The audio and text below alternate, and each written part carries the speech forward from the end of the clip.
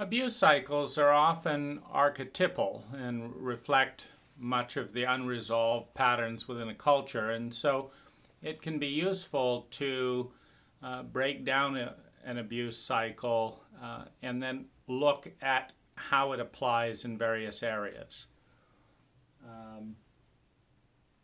In the case of therapeutic abuse, one of the beginnings of an abuse cycle is the failure to see, the failure to understand, which leads directly to a failure to respect or honor the ecology, the system, the individual that's being related to.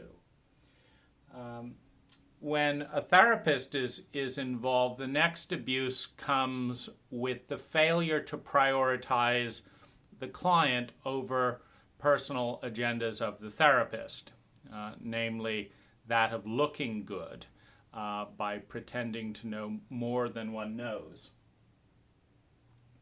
The failure to see and the failure to prioritize the client over all other interests, that being the professional mandate, leads to the failure to attune. Because when you see someone and you prioritize the interaction around the best interest of who's clearly seen, the response is always attunement. When you fail to see and or fail to prioritize the client's interest over personal interest, then you have violation. Violation of the underlying balance, violation of the best interest of the client. And in my experience, one of the things that started coming up as my abuser, Peter Sandhill, started pushing to take more psychedelic drugs to, quote, maximize the benefit of the therapy, there's a resistance of the client honoring themselves. And so there's a tension between the interests of the abuser and the interest of the client, and the abuser, the therapist, resists the client's efforts to honor themselves. And so, in my case, as the lover relationship took hold in the, heightened, overdose scenario of psilocybin and MDMA combined, I asked my therapist to stop charging money for what was now a love affair. After first asking him not to push such a high dose, and then asking him to look at his blind spots and asking for help in various ways. And each of these self-honoring impulses that came out in language and, in common sense were pushed back on by my therapist.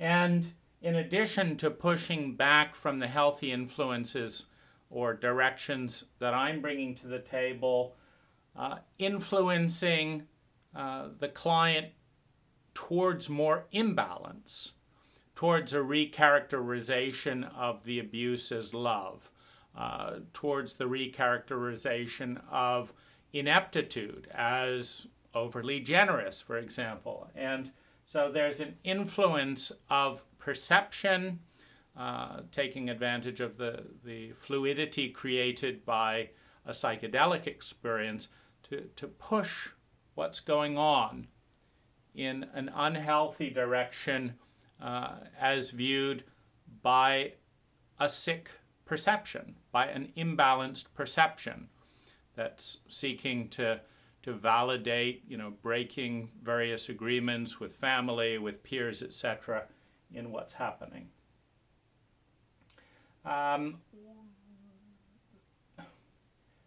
I guess the next part, as this begins to unfold in a way that is destructive, is a continued failure to see and respond to what is being seen, because this is a very slow train wreck, and it can be observed at any given point. If you start driving a car towards a concrete wall, you could just turn on the brakes and say, this is a bad idea. I'm not going to take money to do this. I'm not going to participate. And you just don't do it. As you begin to impact, you could put on the brakes.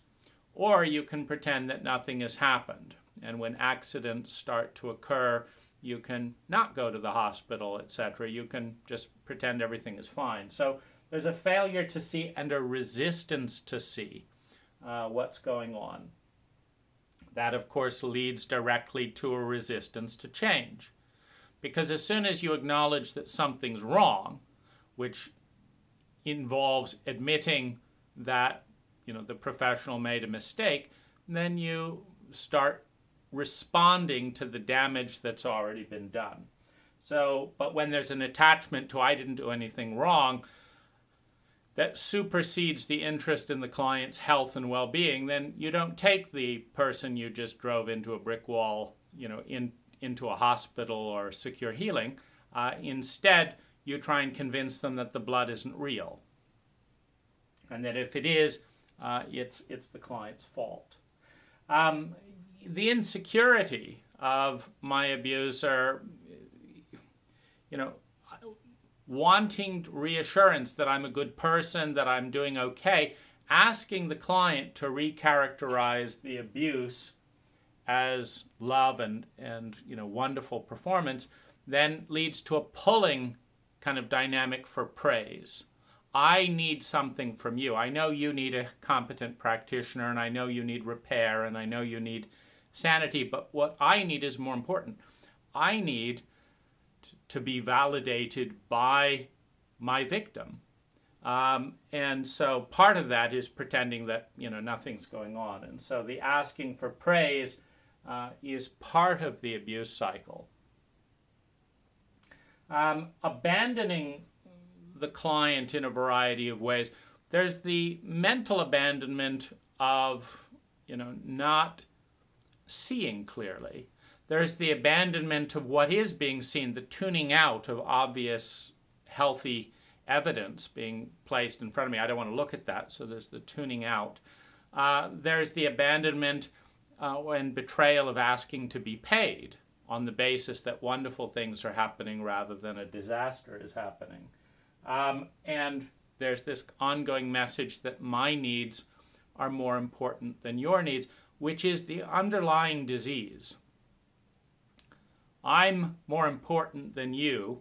My needs are more important than your needs. What I know is more valuable than what you know. Me getting paid is more important than whether or not, it's good work, etc. So there's an abandonment dynamic. As that all starts to turn sour, then there's a resistance and a defense. And all defenses have one thing in common. They aim to set up a structure that will consume more energy from the perceived enemy than the person who's defended. So, for example, if you build up a stone wall, the one defending has to build the stone wall. But the goal in a defense is that you want to consume as much energy as possible by your perceived enemy as they move towards whatever it is their goal is. And in the case in here, where my goal is to see clearly and understand what's going on, which means unearthing, the various mistakes caused by my abuser, then the question is, how easy is it going to be to see what's going on, and how much can that process be slowed down, first by Peter Sandhill, then by all of his colleagues, trying to deny, slow down, discount, etc., to make it as hard as possible to get to the realization of what's going on. So that is a pattern of resisting the client.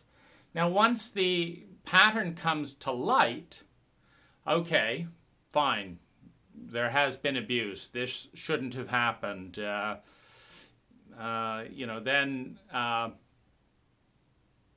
I'm sorry, etc.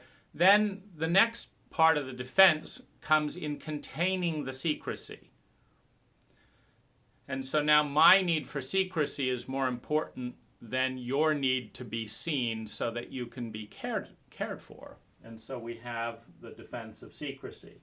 And when you lack a cooperative victim who's not going to toe the line and keep your secret, then the next part of the protocol is to isolate and cut off support. And so suddenly my email accounts don't work. Why? Because I might tell the truth about my abuser to the community.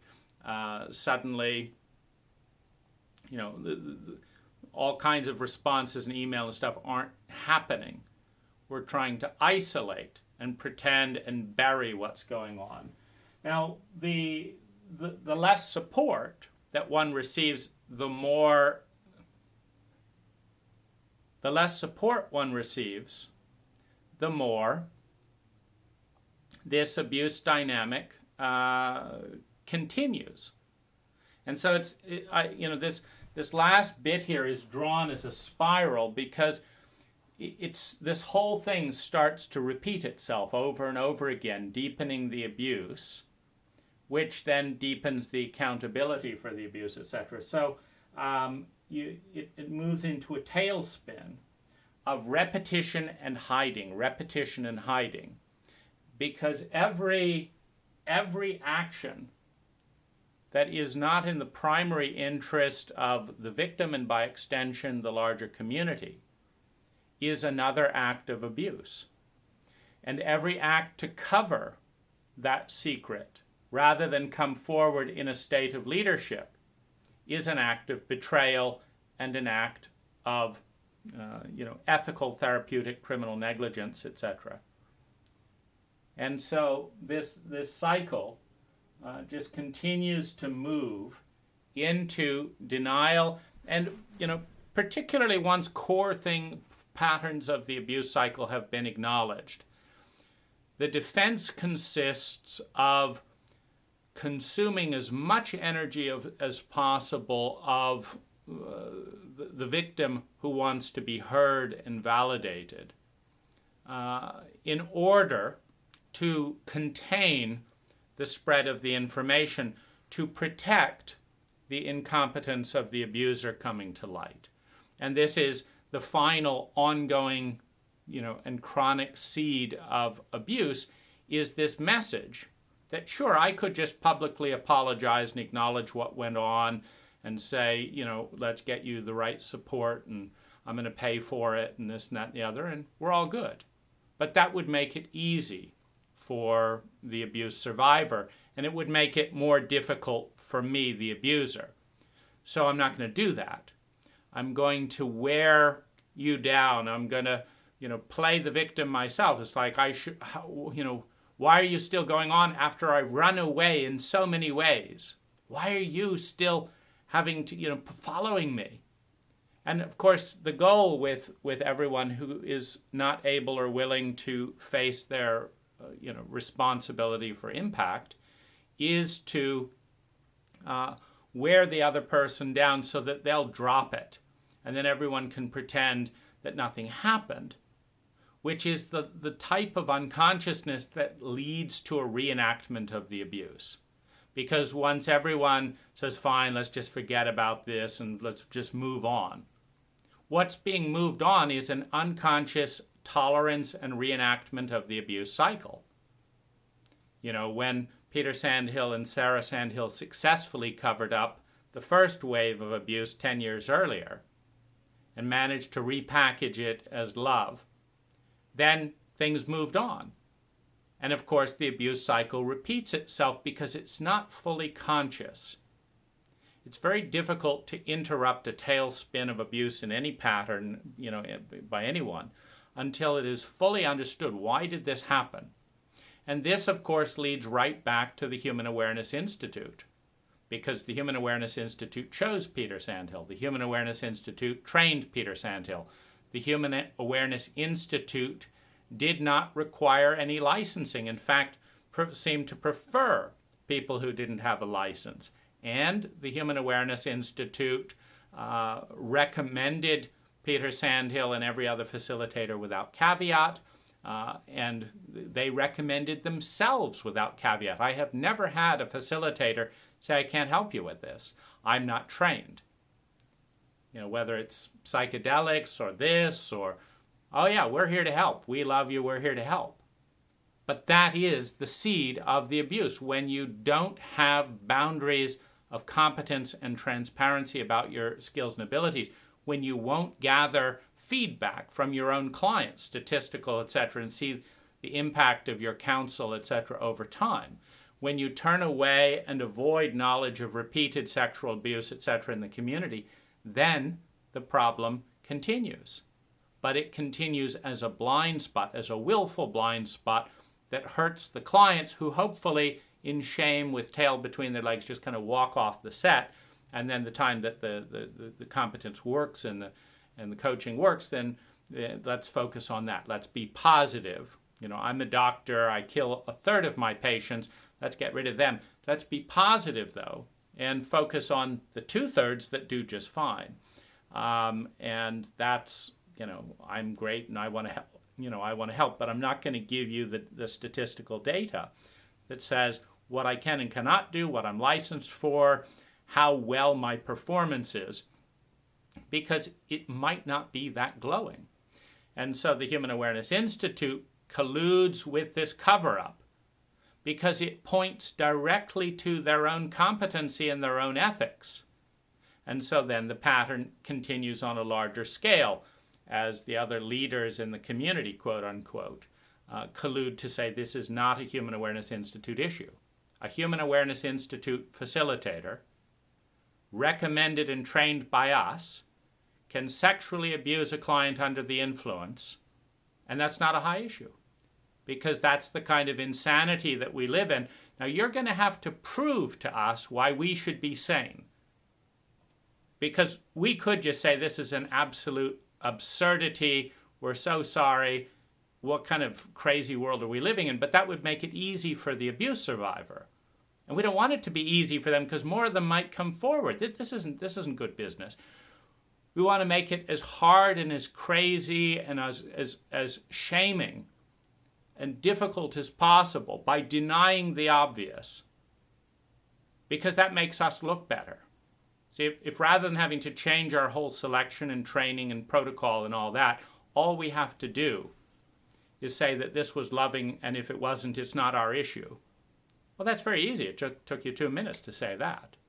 But it would have taken real work and real soul searching to actually to restructure the power structure to benefit the next client. And it's that work that is being purchased by the sellout of the past client and the, quote, moving on.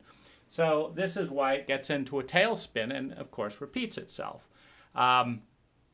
And the faster that an abuse survivor can bring the pain and bring the pattern back into impacting the abusers, the faster the system changes. Because the system is not in anyone's interest. There is not a single person on the planet who benefits from a nonprofit getting a tax credit to teach healthy relationships and then traumatizing, causing PTSD, causing shame, sexually abusing the public, and then getting away with it. Nobody benefits, not even the abusers. They may think there's a benefit, but there's no benefit to them. The real benefit comes in actually doing stuff that works and learning as quickly as possible about what doesn't work.